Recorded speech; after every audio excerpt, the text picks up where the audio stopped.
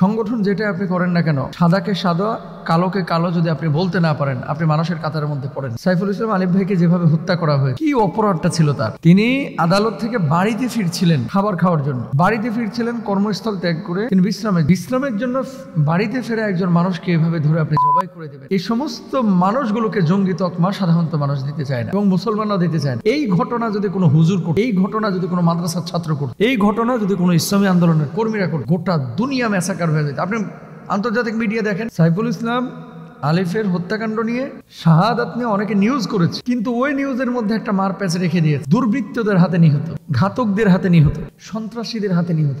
কেন? মুসলমানদের ব্যাপারে জঙ্গি বলো। ইসকনকে জঙ্গি বলতে কি তোমার দোলাভাই লাগে, লজ্জা লাগে? ইসকনকে কেন জঙ্গি বলা হচ্ছে না? এরা জঙ্গি সংগঠন।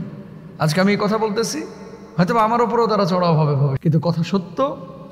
যারা দেশের কল্যাণে, মানুষের কল্যাণে, মানবতার কল্যাণে, ইভেন লজ্জা লাগে, মুসলমানরা অনেকে ইসকনের পক্ষে কথা বলে, হাইওয়ান মুসলমানগুলো, হিন্দুদের অনেকে ইসকনের বিপক্ষে লেখালেখি করতেছে। আমরা স্যালুট জানাই তাদের। ইসকন আজকে থেকে কিন্তু তাদের কুকর্মের জন্য প্রসিদ্ধ না, সারা পৃথিবীতেই বহু আগে থেকেই তারা কিন্তু প্রসিদ্ধ। সম্ভবত ইসকনের জন্ম হয়েছে নিউ ইয়র্কে 1966 সালে। ধর্মপ্রচার, তাদের ধর্মীয় গ্রন্থ প্রচার, সামাজিক কিছু কর্মকাণ্ড এবং উগ্রবাদী একটা সংগঠন হিসাবে এই ইসকন সারা পৃথিবীর বুকেই পরিচিত। আপনি যে প্রশ্নটি করেছেন যে মুসলিমদের বা ইসলামী আন্দোলন বা ইসলামী সংগঠনের কেউ যদি কোনো ঘটনা ঘটায়, সেটাকে জঙ্গি তকমা দিয়ে নিষিদ্ধের দাবি ওঠে। দুঃখজনক হলেও সত্য, বাংলাদেশে এই সাইফুল ইসলাম আলিফ হত্যাকাণ্ডের পর অনেক মুসলমানের বাচ্চা ইসকনের পক্ষ নিয়ে কথা বলতেছে। আল্লাহ জানে এই সমস্ত হাইওয়ানদের, পশুদের হাসর নাসর যেন আল্লাহ তাআলা আবু জাহেল, আবুল আহাব, ফেরাউন, হামান, কারুনদের সাথে করে।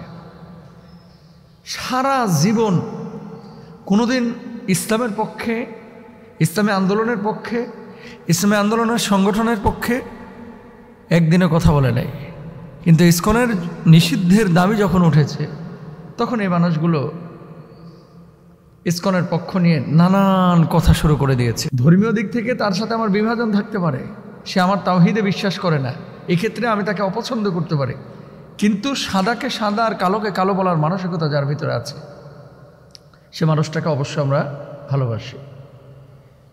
এই মুহূর্তে বাংলাদেশে ইসকনকে নিষিদ্ধ করার জোর দাবি জানাচ্ছি। ইসকন নিষিদ্ধ কিন্তু এক দুইটা দেশে না, পৃথিবীর বহু দেশে কিন্তু ইসকন নিষিদ্ধ। আপনি বলবেন কোন কোন দেশে? দেখেন, ইন্দোনেশিয়া আংশিক নিষিদ্ধ ইসকন, কিছু শর্ত মেনে দেশটিতে কার্যক্রম চালাতে পারে। মালয়েশিয়াতে নিষিদ্ধ ইসকন, দেশটিতে ইসকনের বিরুদ্ধে প্রকাশ্যে ধর্মান্তকরণের অভিযোগ আছে। শিয়া শাসিত ইরানে ইসকনের অনুমতি নেই। সৌদি আরব, আফগানিস্তানে ইসকনের অনুমতি নেই। তাজিকিস্তান, উজবেকিস্তান, কাজাখস্তান, তুর্কমেনিস্তান ইসকনের কার্যক্রমের উপর কঠোর নজরদারি আছে। প্রিয় ভাইরা আমার, এরকম আরও অনেকগুলো দেশ আছে যেখানে ইসকন তাদের কার্যক্রম পরিচালনা করতে পারে না। বাংলাদেশে যেহেতু অধিকাংশ মুসলমান, কেউ যদি ধর্ম প্রচার করতে চায় স্বাধীনভাবে সে ধর্ম প্রচার করতে পারে, কিন্তু ইসকনের যেই কর্মকাণ্ড শুরু থেকে প্রশ্নবিদ্ধ, ইসকনকে নিষিদ্ধ করা এটা সময়ের দাবি, সবার উচিত ইসকনকে প্রতিরোধ করা। আল্লাহ তাআলা আমাদেরকে বুঝ দান।